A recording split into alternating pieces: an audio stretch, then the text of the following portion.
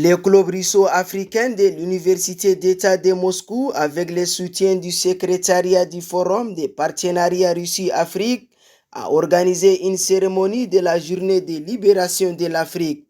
Cet événement s'est déroulé en présence de l'ambassadeur du Burkina Faso en Fédération de Russie, des représentants des missions diplomatiques des pays africains ainsi que des étudiants des différentes universités de Moscou. En raison de l'importance de l'événement, la communauté tchadienne est représentée par le président de l'UGSTR, M. Mohamed Bokhit Hamdallah, Dr Aboubakar Torfoudé et le secrétaire chargé des nouveaux arrivants, M. Abdelaziz Hijab. La cérémonie a abordé plusieurs thèmes importants et sensibles, parmi lesquels l'éducation et le développement des compétences en Afrique pour le XXIe siècle. En effet, la cérémonie comprenait également plusieurs discours et interventions des participants, notamment le discours de l'ambassadeur du Burkina Faso en Russie. Son Excellence Aristide Rabik Domba a souligné l'importance des projets d'infrastructure dans lesquels la Russie est impliquée en Afrique et la Russie a déjà commencé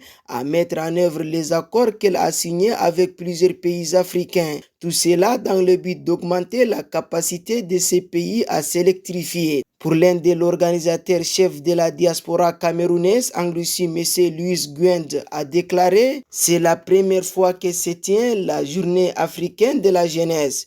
De son côté, le président de l'Union générale des étudiants et stagiaires tchadiens en Fédération de Russie, M. Mohamed Bokhit Hamdallah, a salué les efforts déployés par les organisateurs pour la réussite de cet événement qui représente vraiment le continent. Et il a profité de l'occasion pour évoquer le forum regroupant tous les étudiants tchadiens du diaspora qui se tiendra en août à Moscou. Il a également demandé aux participants de ne pas manquer cette occasion de découvrir le Tchad et les patrimoines culturels qu'il contient. L'événement a également vu une exposition des plats populaires qui caractérisent chaque pays. Pour rappel, la journée de libération de l'Afrique est célébrée chaque année depuis le 25 mai 1963, date à laquelle les pays nouvellement indépendants du continent ont fondé l'Organisation de l'Unité africaine, aujourd'hui connue sous le nom d'Union africaine.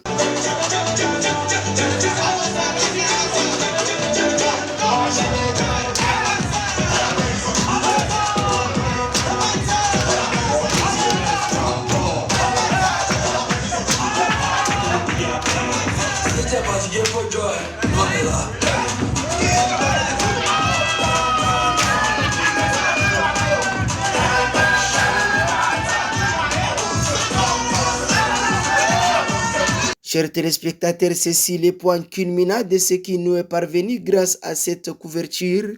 Merci d'avoir suivi la chaîne An Noujoum TV et à très bientôt.